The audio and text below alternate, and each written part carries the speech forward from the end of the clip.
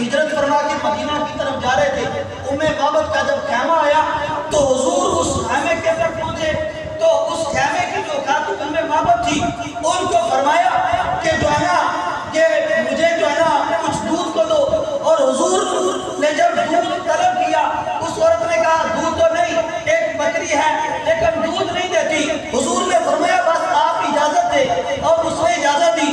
حضور نے دستے مبارک لگایا اور اس نے دودھ دینا شروع کر دیا۔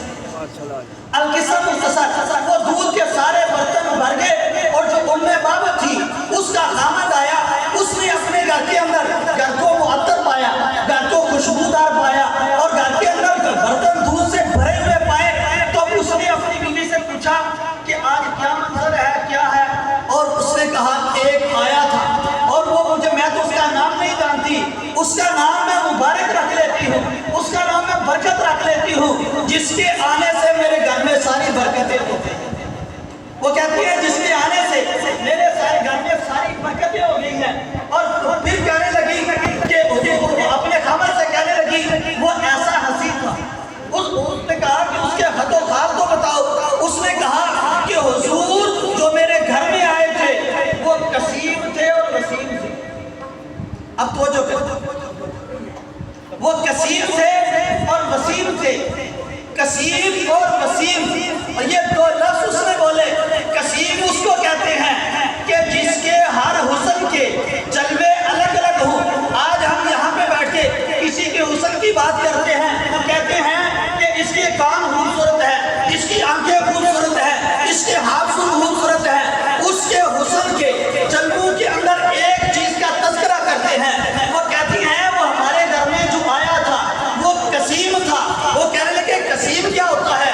قسیم وہ ہوتا ہے جس کے ہر حسن کے جلووں کو اتنا بیان کیا جائے، اتنا بیان کیا جائے، جس کو بھی کھولا جائے وہ بیان میں نہ آ سکتا، وہ قسیم ہوتا ہے۔ وہ قسیم ہوتا ہے یعنی حضور کے خط و خال کا ذکر کیا جائے اور حضور کی چشمان مبارک کا ذکر کیا جائے، اور کہتے ہیں حضور کے چشمان مبارک وہ تھی، اور جو میرے گھر میں آیا تھا اس کی آنکھیں اتنی خوبصورت تھی کہ اس کی پلکیں لمبی تھی، آنکھیں سرمگی تھی، اور اس کی سیاہ آنکھیں تھی، ابرو اس کے کچھادہ تھے، ماتھا اس کا چوڑا تھا، اور اتنا حلیم اور اتنا خوبصورت تھا۔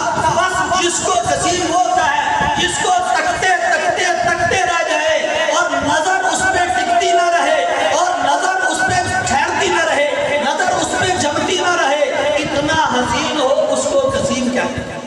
اور وسیم اس کو بھی کہتے ہیں جس کے حسن کے تذکرے کرتے رہے، جس کے حسن کی بیان کرتے رہے، اس کے حسن کو جو ہے نا احاطہ بیان میں نہ لایا جا سکتا ہو، اور وہ حسن ہے۔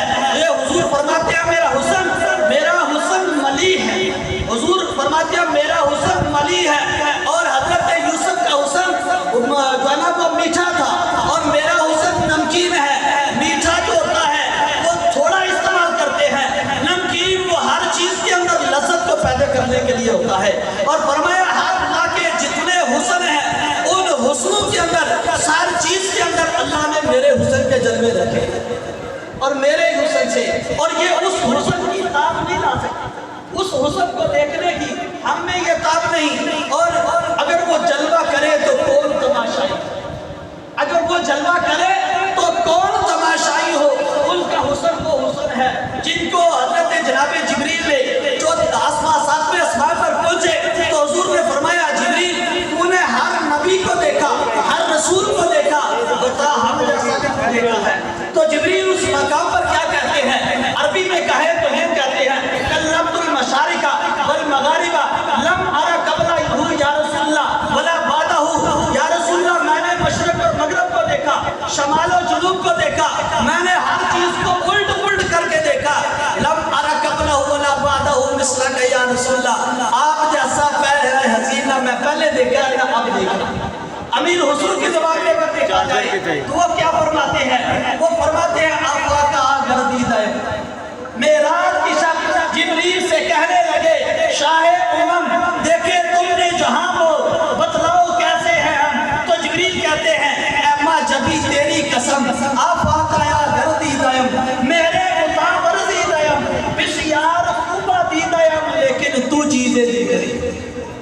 وہ فرماتے ہیں افاقا